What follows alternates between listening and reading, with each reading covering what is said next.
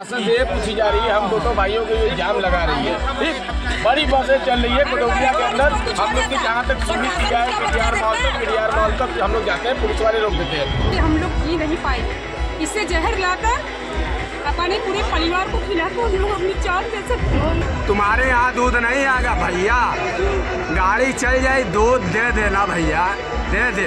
ये क्या है? हम भीख मांगने के लिए खड़े हैं, आपको हमने वोट देके जिताया है प्राइम मिनिस्टर साहब से। आप कहते हो कि 135 करोड़ जनता को ये क्रेडिट जाता है, इस उद्देश्य के साथ हमने आपको अपना वोट दिया है। और हमने नहीं, पूरे बनारस ने आपको वोट दिया। पूरा बनारस नहीं, हिंदुस्तान ने आपको तीसरी बार प्राइम मिनिस्टर बनाया, भीख मांगने के लिए नहीं। अरे महीना आएगा, ऐसा बात नहीं जिसका महीना नहीं आएगा, इसका महीना नहीं आना। क्या हमारी मांगे है कि जो रूट चेंज हो रहा है वो रूट चेंज ना हो। हम लोग यही चाहते हैं कि जितने हमारे यहाँ भाई बंधु जुटे हुए हैं ऑटो चालक, वो कल ये ना सुनाई दे कि उसने आत्महत्या कर ली। वाराणसी कोई आए और इसके जाम भरे सड़कों से बच जाए, यह सुनना बड़ी ही आम बात है। इसमें तो यहाँ तक कह दिया गया कि शिव की नगरी जहाँ अपने धार्मिक स्थलों के लिए फेमस है, वहीं ट्रैफिक जाम की जो समस्याएं हैं उसके लिए बनारस उतना ही ज़्यादा फेमस है। यहाँ पे आए पर्यटकों और आम जनता की समस्या दिन प्रतिदिन ट्रैफिक जाम को लेकर बढ़ती चली जा रही थी। जहाँ लोगों को 15 मिनट की दूरी आधे घंटे में तय करनी होती थी, वहीं कहीं ना कहीं प्रशासन के कानों में भी यह जाम की समस्या उतनी ही तेज़ी के साथ पहुँची।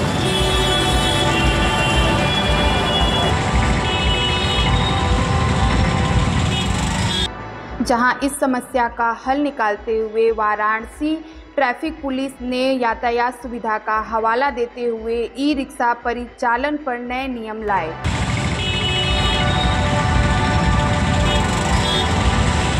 नियम लागू होने के बाद शहर के ई रिक्शा चालक काफ़ी नाराज हैं और लगातार इस नियम का विरोध भी कर रहे हैं। लोग देखिए जब एक बार स्केल लग जाए रोटी कमाना चाहते हैं और ये हम लोगों को कटोरा पकड़ाना चाहते हैं, तो ये नहीं होने दिया जाएगा। ठीक है, ये लड़ाई जो है लड़ी जाएगी और हम लोग यहाँ पे बैठ के ये हमेशा के लिए तय कर देना चाहते हैं।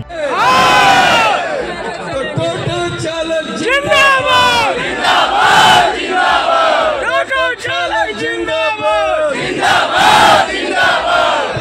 वहीं इस पूरे मामले पर जर्नलिस्ट कैफे की टीम ने एक सर्वे किया और जाना कि प्रशासन और टोटो चालकों के बीच की समस्या का कारण क्या निकलकर बाहर आ रहा है। इसके लिए हम बारी बारी से सबके पास पहुंचे और सबसे बातचीत की और जाना, जिसमें वाराणसी यातायात प्रशासन, ई रिक्शा चालक और काशी की जनता ने क्या कुछ कहा, आइए सुनते हैं।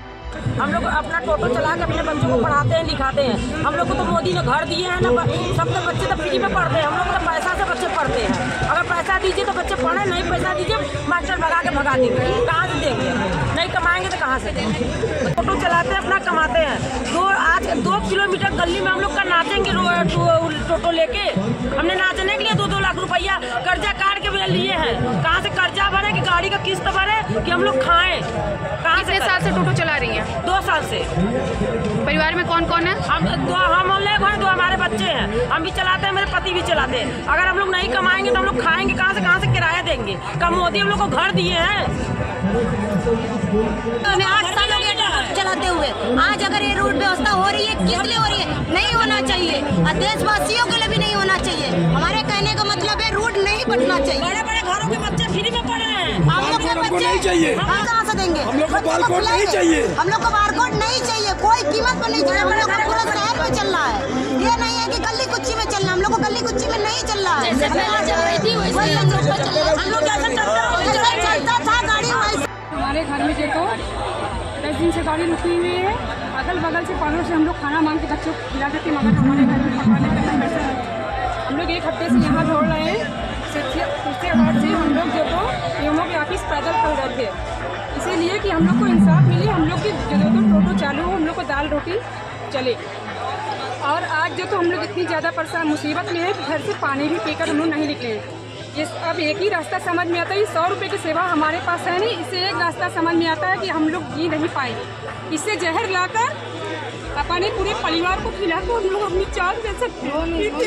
हम लोग मोदी सरकार हम लोग की कोई सुनवाई नहीं करती है। क्या पता एड्रेस सिगरा का था, मैंने ये लोग हमको फेलूपुर थाने का थे, इसके लिए मैंने दोबारा आया शिकायत करने के लिए, बोलने की जो हो गया उसके बाद दोबारा ये चीज़ नहीं होगा, तो इसके लिए कोई मानने के लिए तैयार नहीं है।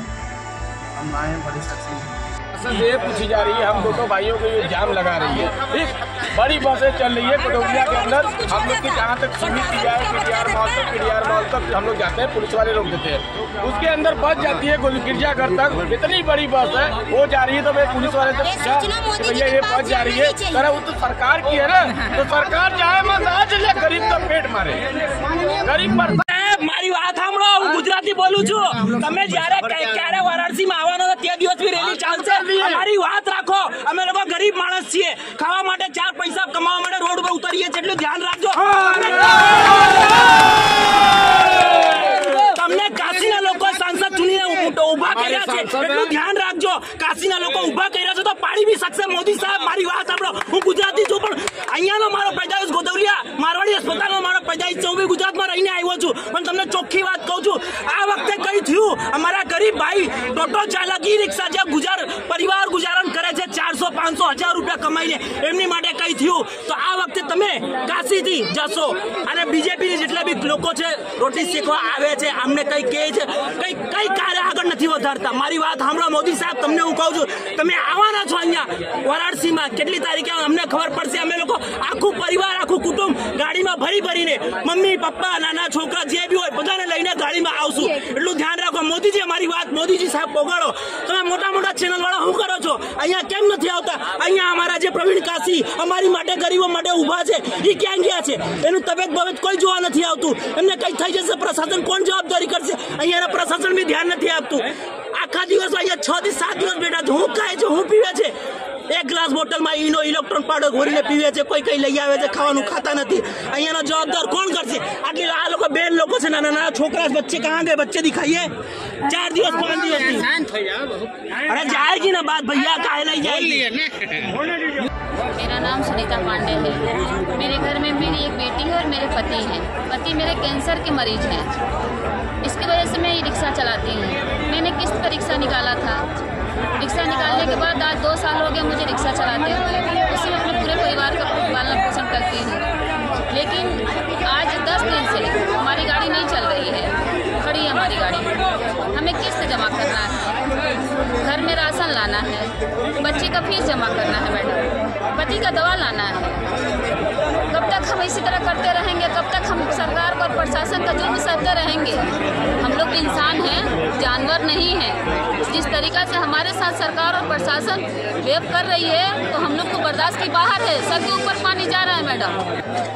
तो क्या मांगे हैं आपकी, क्या चाह रही हैं? मांगे हैं कि जो रूट चेंज हो रहा है वो रूट चेंज ना हो। हम लोग यही चाहते हैं कि जितने हमारे यहाँ भाई बंधु जुटे हुए हैं टोटो चालक, वो कल ये ना सुनाई दे कि उसने आत्महत्या कर लिया, परसों वो ना सुनाई दिया कि वो आत्महत्या कर लिया परिवार को लेकर। अगर जब ये होने लगेगा, सरकार सुन रही होगी मेरी बात, सुनेगी। अगर ये जिस दिन होने लगा मैडम, उस दिन आंदोलन से कोई नहीं रोक सकता। बनारस में फिर मोदी दिखाई नहीं देंगे, योगी दिखाई नहीं देंगे। एक मैं वादा कर रही हूँ अपने आप से और इतने लोग के पीछे लड़ रही हूँ। आज 10 दिन हो गया मुझे यहाँ से वहाँ चक्कर काटते हुए। ऐसे चलेगा हमारा घर का खर्चा? अगर मैं मेहनत नहीं करूँगी मैडम तो क्या करूँ? गलत काम करूँ? अपनी बेटी को गलत काम करवाऊँ? नहीं। क्या चाहती है सरकार, क्या चाहती है प्रशासन? हम टोटो चालक में इतनी एकता है कि हम यहाँ पे अपनी बातें मनवा सकते हैं। आप नज़र उठाकर देख लीजिए, यहाँ पे सैकड़ों ई रिक्शा खड़े हैं, बाहर चौराहे पे 1% भी जाम नहीं है। हमें स्टैंड चाहिए, हमें समाधान चाहिए, ना कि हमारे ऊपर समस्या प्रशासन अपनी समस्या हमारे ऊपर थोप दे कि हमको किनारे कर दे, खुद आकर मस्ती करे। ऐसी व्यवस्था हमको नहीं चाहिए, हमें समाधान चाहिए। न्यूज़पेपर में जाएगा। हमारे समाधान का एक ही हल है, हमको स्टैंड चाहिए। हमें प्रशासन सारी चीज़ें हमारी चेक करे। हमारी अगर लाइसेंस नहीं है, हमारा फिटनेस नहीं है, हमारी व्यवस्थाएं उनके हिसाब से हमारी व्यवस्थाएं फेल होती हैं, तो हमारी गाड़ी उठाकर सीज कर दिया जाए। लेकिन हाथ जोड़ के प्रशासन और यहाँ के सभी उच्च अधिकारियों से निवेदन है कि हमारी जनता को, हमारे ये 25-30 हजार नहीं, ये 1.5 लाख इंसान के परिवार को रोजी रोटी चलने दे। आज किसी के घर का बच्चा भूखा है, दूध नहीं पिया है, गोद में है, दूध वाला कहता है 50 रुपए तुमने 4 दिन से नहीं दिया है, तुम्हारे यहाँ दूध नहीं आएगा। भैया गाड़ी चल जाए, दूध दे देना भैया, दे दे।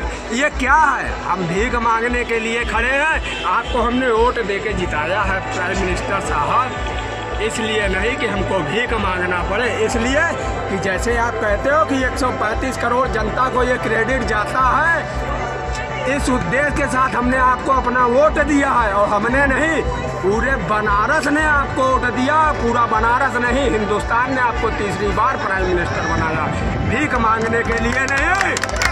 पेट का सवाल है, ये पापी पेट का सवाल है। और ये पापी पेट जब उतर जाएगा सड़कों पे तो महाकाल काल आएगा, तो काल की नौबत मत जाने दीजिए मिनिस्टर साहब। ये हाथ जोड़ के विनती है और यहाँ के प्रशासन से, समस्त उच्च अधिकारियों से कि कम से कम इस बात का ध्यान रखें कि हम सब कमाने निकले हैं, जेब काटने नहीं निकले हैं। हम कमाने निकले हैं, हमको मेहनत करके कमाने दीजिए, वरना हम गंदगी पे उतारू होंगे तो योगी बाबा जगह जगह से लाठी मारना शुरू करेंगे, विस्फोट करना शुरू करेंगे। तो हम लोगों को ऐसी जगह पे मत खड़ा करिए साहब।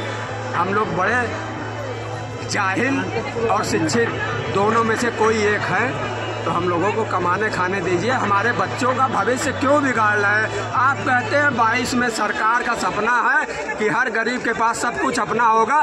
आप 1 लाख परिवार के बच्चों का भविष्य खराब कर रहे हैं और यहाँ मौजूद 25 हजार टोटो वालों का फ्यूचर भविष्य खराब कर रहे हैं। ऐसा क्यों कर रहे हैं आप? मुझे इसका जवाब चाहिए। धन्यवाद। आइए एक नज़र बनारस में कुल चलने वाली ई रिक्शा और ऑटो की संख्याओं पर भी डालते हैं कि कुल कितने ई रिक्शा और ऑटो बनारस में चल रहे हैं।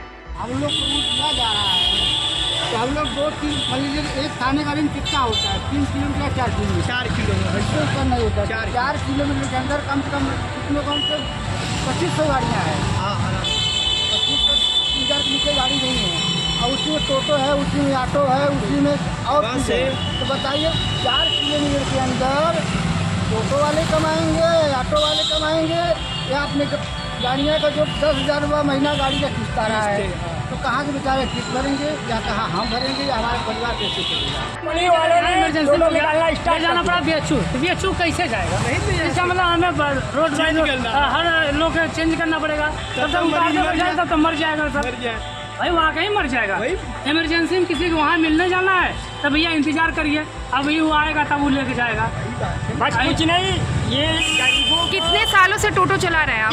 टोटो 10 साल से चल रही है, लेकिन उससे पहले गाड़ी जो चला रहे थे 15-20 साल, ये दिक्कत नहीं आया था कि छोटा छोटा घर में घर से निकले लैट्रिन करने, बाहर गए वहीं पे पैखाना करती है। 10 साल पहले जब आप टोटो चला रहे थे तो टोटो की संख्या कितनी थी बनारस में? क्या अंदाजा था? नहीं थी। हाँ, बहुत तो अभी के आंकड़े क्या हैं? 2024 के आंकड़े क्या हैं?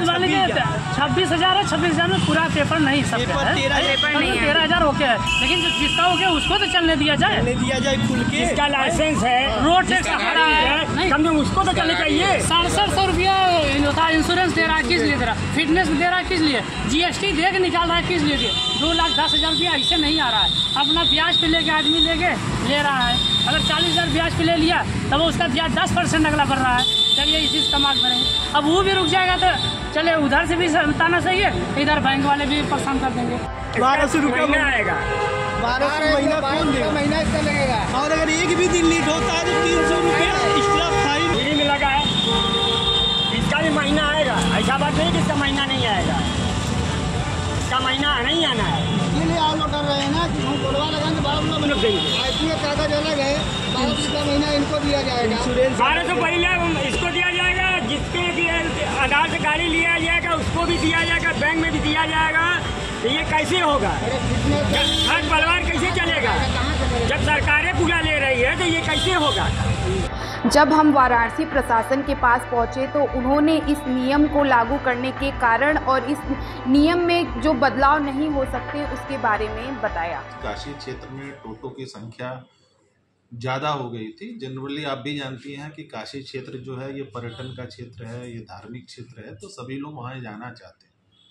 जाना चाहने के साथ साथ वहाँ सवारियों की संख्या ज़्यादा होती है और ऐसी स्थिति में जितने भी शहर के टोटो थे सभी लोग वहीं जाकर सवारी के लिए घूमते घामते थे। ऐसी परिस्थिति को देखते हुए काशी जोन में हमने 4 रूट की व्यवस्था कर दी है और रूट का जो आधार हमने लिया है वो आधार लिया है कि जो जिस क्षेत्र में जिनका टोटो रजिस्टर्ड है उसका एक ग्रुप बना के हम उस ग्रुप को 4 में कर दिए और उसके अनुसार टोटो वहाँ पर चल रहे हैं। वहाँ रजिस्ट्रेशन कराने जाएंगे तो अगर आपका फिटनेस है, इंश्योरेंस है, तो अपने आप ही आपको प्रोसीड बटन पे जाएंगे तो आप जिस थाना क्षेत्र में आपका रजिस्ट्रेशन है उस थाना क्षेत्र का आपको QR कोड मिल जाएगा। लेकिन अभी 1-2 ऐसे प्रकरण आए हैं जिसमें कि उनको थाना न लिखे होने के कारण उनको दूसरा वो मिल गया है, तो उसका एप्लीकेशन लेके दोबारा उसको वेरीफाई करके रजिस्ट्रेशन उनका जिस नाम से है, आधार उन जिसका काम से एप्लीकेशन लेके उसको 1-2 प्रकरण ऐसे आए हैं तो उनको संशोधित कर दिया जाए। इसके साथ साथ हमने काशी की जनता से भी बात करने की कोशिश की और जाना कि इस नए नियम लागू करने के बाद वह कितने संतुष्ट हैं। ठीक है, जब से टोटो पे एक्शन लिया गया है तो कहीं की वजह से बहुत दिक्कत होती है ट्रैफिक में। इतनी ज़्यादा टोटो हो गई थी कि जहाँ मनो वहीं अंड बंड सब चलाते थे, जहाँ मनो वहीं उड़ा देते थे। तो ये सरकार निकाली है, ये कुछ हद तक ठीक है। इसका रूट बढ़ जाएगा तो सड़क पे लोड थोड़ा कम हो जाएगा, ट्रैफिक थोड़ा आराम से सुचारू रूप से चलेगा। जाम की समस्या है और प्रदूषण यहाँ जो है कि कम सिटी में जो टोटो जिस तरीके से पूरे बनारस में भरे पड़े हुए थे, ज़्यादा ही हो गए हैं, इसकी वजह से ट्रैफिक बहुत ज़्यादा है। जब से ये रूट डाइवर्जन किया गया है और QR कोड बांटे जा रहे हैं टोटो चालकों को, तो क्या जो ट्रैफिक जाम लगता था बनारस में उसमें कहीं ना कहीं निजात हुआ है, सलूशन हुआ है कुछ ट्रैफिक जाम का? नहीं हुआ है, ये जो है कि ट्रैफिक कम नहीं हो रहा, ट्रैफिक है और हर जगह की ट्रैफिक है। यहाँ से अगर आपको जाना होगा, लंका जाना होगा तो 1-2 घंटे में पहुँचेंगे, उदौलिया जाना होगा तो 1 घंटा लग जाएगा। कि आप अपने अपने थाना क्षेत्र में चलाइए और इसके अलावा भाई जिसका इंश्योरेंस नहीं है अपना इंश्योरेंस करा ले, जिसके पास फिटनेस नहीं है अपना फिटनेस करा ले, ऑन पेपर सही रहे। मेरे ख्याल से DL भी सबका बिल्कुल चेक करना चाहिए, जिसके पास DL नहीं है अपना DL बनवा के चलाएँ। इससे पहले क्या स्थिति रहती थी बनारस में? इसके पहले ये स्थिति रहती थी कि आए दिन ये सड़क जाम है, जहाँ मान लीजिए कहीं से लंका जाना है 1 घंटा लग जाता था, आज वो 15 से 20 मिनट में लोग पहुँच जा रहे हैं। तो ये जो जाम की समस्या थी कहीं ना कहीं जो ट्रैफिक मुक्त काशी का एक सपना देखा जा रहा था वो पूरा होगा। हाँ, वो तो पूरा हो रहा है। आपने देखा कि इस पूरे मामले में काशी यातायात प्रशासन, ऑटो चालक, ई-रिक्शा चालक, काशी की जनता ने क्या कुछ कहा। अब यह देखना होगा कि इस पूरे मामले में अगला रुख क्या होता है। क्या काशी यातायात प्रशासन ई-रिक्शा चालकों की मांगों को पूरी करती है या फिर जो शहर में नए नियम लागू किए गए हैं उसी के तहत ई-रिक्शा चल सकेंगे। ऐसी ही तमाम जानकारियों के लिए हमारे साथ देखते रहें जर्नलिस्ट कैफे। धन्यवाद।